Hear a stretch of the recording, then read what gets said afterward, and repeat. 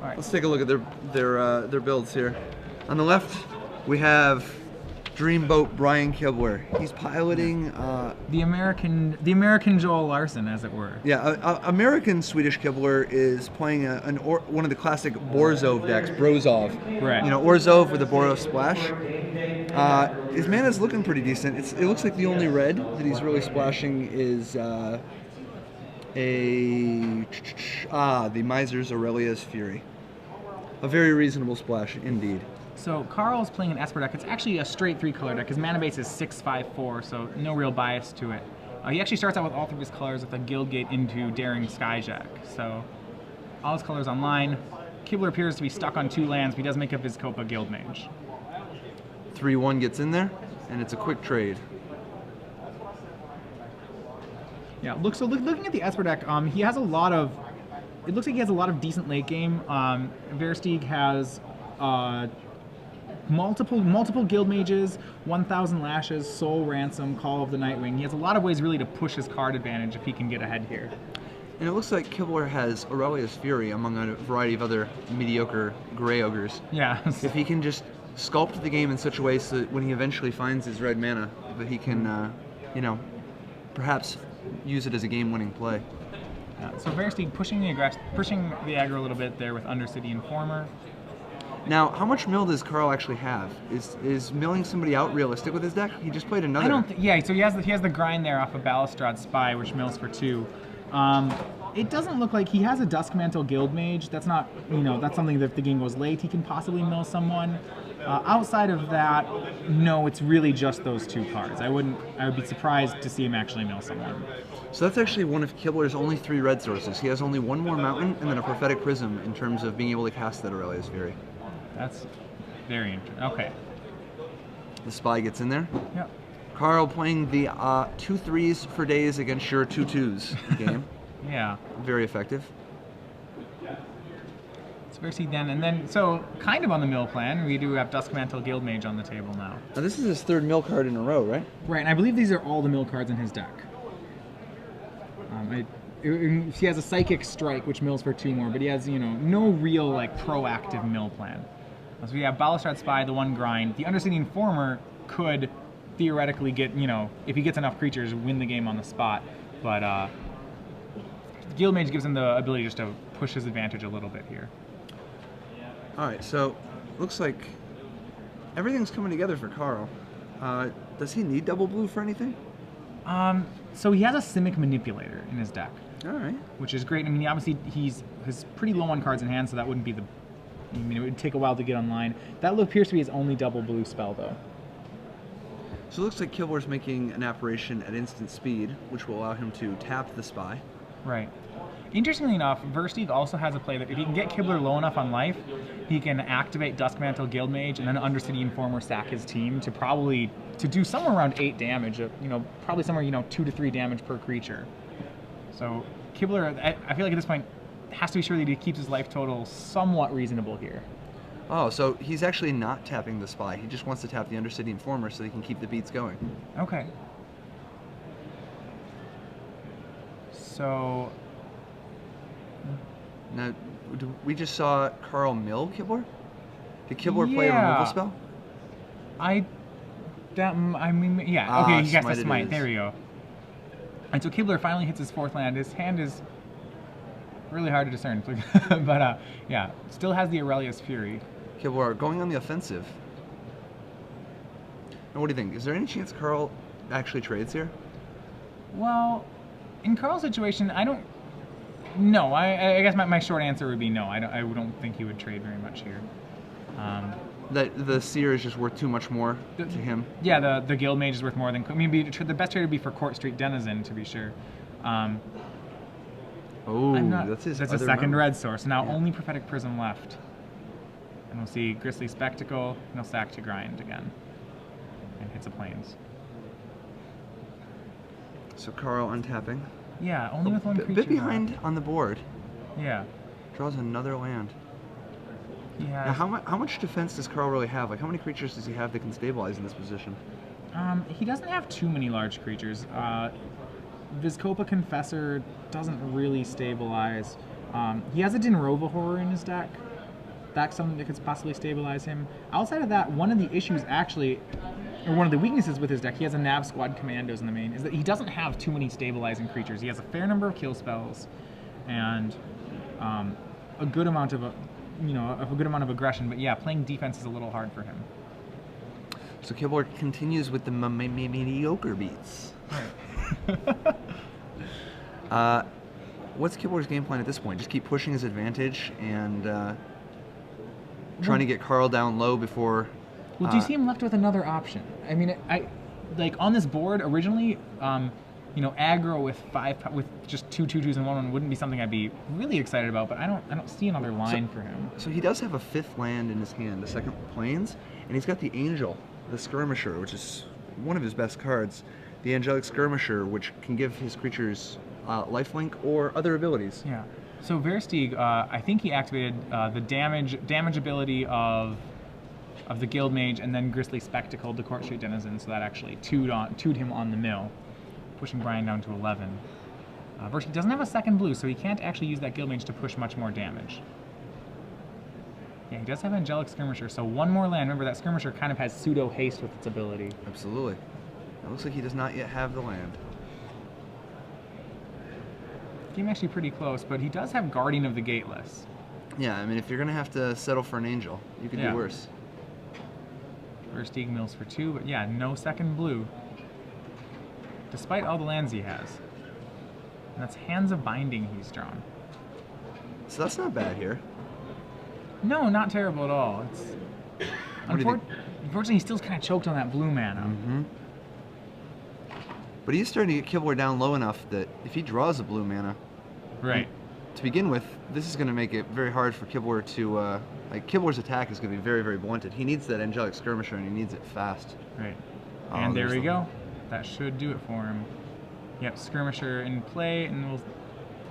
So, what is it? The Skirmisher can give creatures First Strike, Vigilance, or Lifelink at the beginning of each combat, including this one that he's cast it. So what do you think? Does he attack with lifelink here, just to give himself a little bit more of a cushion? Just get in for one? Absolutely. I would. Because the only other alternative is, I guess, attack with Vigilance, just because you're, if you're paranoid. Oh, okay, he does attack. He's gonna do Vigilance. I guess he doesn't want to lose to something like a, Kill Spell. I don't know. Kill Spell still is pretty bad for him. Both are fine. It's this next attack that's going to be the really important one. Yeah, because if Kibler can get in one good crack with his team, lifelinked, that will put him mostly safe. Oh, this is interesting. Yeah. Well, he actually has him dead. Yeah, he has him almost dead in the air. Okay. So, what do you think Kibler's plan is here? I mean, this is a pretty aggressive attack. Like, it's real hard to actually have your Angel block the Duskmantle Seer here. I'd probably just chump it. I feel okay. The attack doesn't happen, I guess. He chooses First Strike. Well, I think.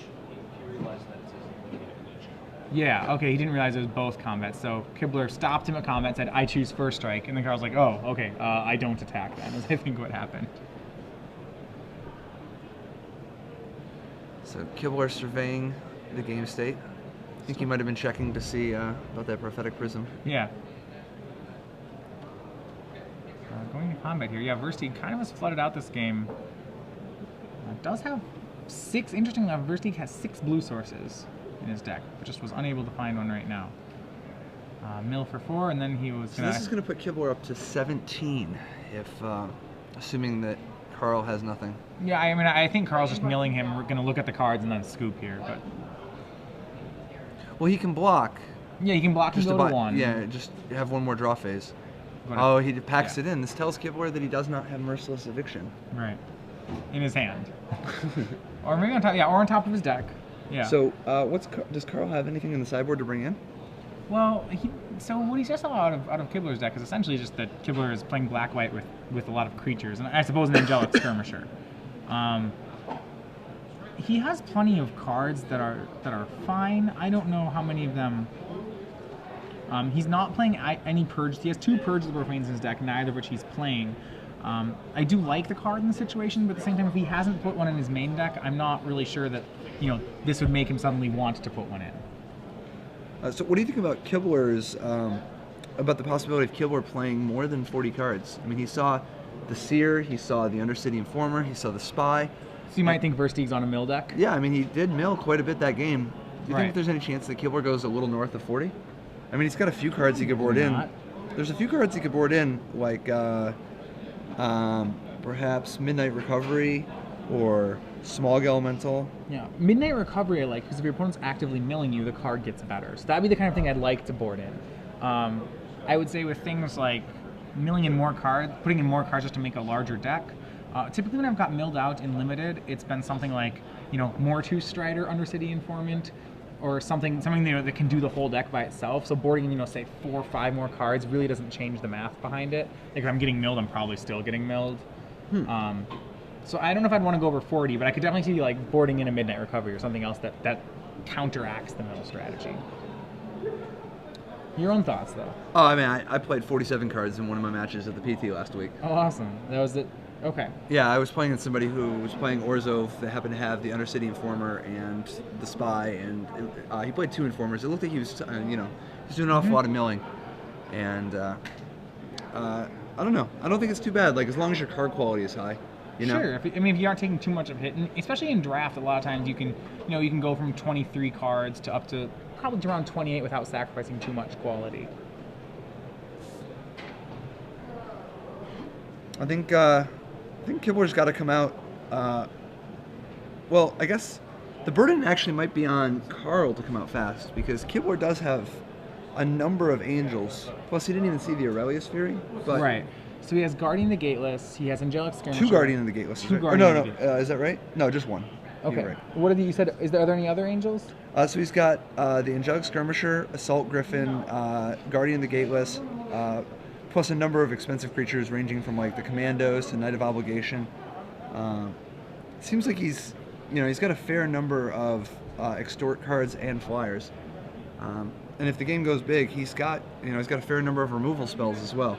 Right. Seems like we didn't see a ton of defense out of Carl. Does Carl at least have a lot of removal spells or something? Yeah, and I think that's what he's probably has gotten him to this point. So when you look at removal spells, he has Executioner, Executioner Swing, Demir Charm, 1,000 Lashes, Psychic Strike, Soul Ransom, Grisly Spectacle, and yeah, and that's mostly it for removal. He also he does have a frontline medic as well, which at first I haven't seen an answer that Kibler had. I don't believe he Grisly Spectacled anything that game. Yeah, Kibler. Now he does have 2 Angelic Edicts and 2 Grisly Spectacles. Okay, so medic actually not that big of a problem. Yeah, and Smite actually. So Kibler. Well, Smite doesn't work against the medic because it'll be indestructible. Well, Oh yeah. Yep. Yeah, unless you get in there early. Oh, Executioner Swing works though. That is true. Yeah. Okay, so so Kibler probably with enough answers to not just get locked out of the game by that card. What have you thought about Vizkopa Guildmage? So, it's an interesting card. It's very mana intensive. I mean, a lot of times it ends up being a Grizzly Bear. Granted, that's still fine. So I think if you can get the game to go late enough, if you get to 9 mana, the card becomes very good. Which so it's a lot of those guild mages. I think the thing is before you start hitting that 9 mana zone, its utility is. So not even 6. 6 isn't even enough. 6 is fine. A lot of times I find when I'm in a Orzhov deck, so what you can do is if I cast a spell and I'm going to extort, I could activate the guild mage, but that's really not much different than just extorting a second time. It's making them lose an extra point. There's some utility for it, but a lot of the times I'll go a game without activating it. The last PT, Sam Black was building a whole bunch of Vizkopa Guildmage decks. Sure. Which actually I think was part of the origin of the Aristocrats deck, but he was playing a whole bunch of, like he's playing an aggro deck with the 1/5 in it, Rock's Faithmender. Okay. So definitely some exotic brewing there. Yeah, was that doing the Exquisite Blood combo with Yes. it? Okay. Yep. Trying to set up the, if you get Vizkopa Guildmage, of course, with Exquisite Blood, if you can do any damage or gain any life, you just win. Right. Which is pretty easy to do given the Vizkopa Guildmage's lifelink ability. Right, so you can make curves and you'll play off turn 5 Exquisite Blood, turn 6 you'll have the 6, if you just have the 6 mana up, you presumably can win from that spot. Alright, so both players playing a guild gate. Looks like a very reasonable start from Kibler. He's got a good mix of lands and spells. The Syndic of Tides going to give him an early advantage. Yeah, he has a pretty great Orzhov card. Syndic of Tides into the 3/1, into Skyjack with Extort, into Knight of Obligation. Carl's going to need some sort of early answers to not just get rolled over by this draw. So how high of a pick do you think Syndic of Tides is? I'm willing to first pick it. It's not in a draft. It's not a card that, it's not an exciting first pick, but it certainly is one of my favorite commons in Orzhov. I was going to say, how many cards do you pick over at a common? A common in Orzhov? Yeah. Or no, at all? At all. I think I prefer Basilicus Creature to it at common. Though possibly, this gives you a chance to play Boros. Not many. I like Grisly Spectacle more than it as well. So Carl, with just a Prophetic Prism, Kibler continuing the beats. He already has a Syndic of Tides and Daring Skyjick, and now we're going to see the Assault Griffin. I think Assault Griffin. He could have saved it to Extort with Knight of Obligation, but at this point, he can put 6 mana in the air, 6 damage in the air really fast here. So Carl's falling way behind. Right. It looks like he's got an awful lot of land and some expensive cards. Yeah, what's he got to do to turn this around? Start killing things every turn, pretty much. Balustrade Spy would be a great start. Just something that can trade or eat a creature. Oh, once again shipping the turn. Yeah, that's not going to do it. This is probably a Grisly Spectacle, right? I think so. Yeah. Interesting. I'm not sure why he's waiting there. I don't know if there's any trick that actually punishes him for that play, but that seems strange. So Kibler gets in there for 5 more. He drops the Knight of Obligation with yet another Extort. Yes, that'll drop Carl down to 6 life. And with 2 Extorters in play, the problem is Kibler doesn't even really need to be attacking anymore. This is going to be one more. So Carl's going to need an impressive tempo shift here. Debating his options. Into play, and he does play the Spy. Right, so right now, the Spy, he's going to drop to at least 4 on the next attack, so he's dead to a spell. And that looks like that's it. Okay, Kibler has so quite the Kibler spell. takes the match 2-0 over Carl Versteeg. Yeah. Alright, so that will advance him to day 2. Granted, it's still a long road. Remember, they're going to have to hang on to that deck for 2 more rounds tomorrow morning. But Brian Kibler advancing to day 2. For now. For now, yeah. There's a next round. He's going to have to face another elimination match. Yeah, but that's Kibler is definitely no stranger to having to face elimination. Being right up against the brink. Right. So I think he'll be all right, but it'll be interesting to see just how many people are here tomorrow morning. Because we're talking about what would you say? At least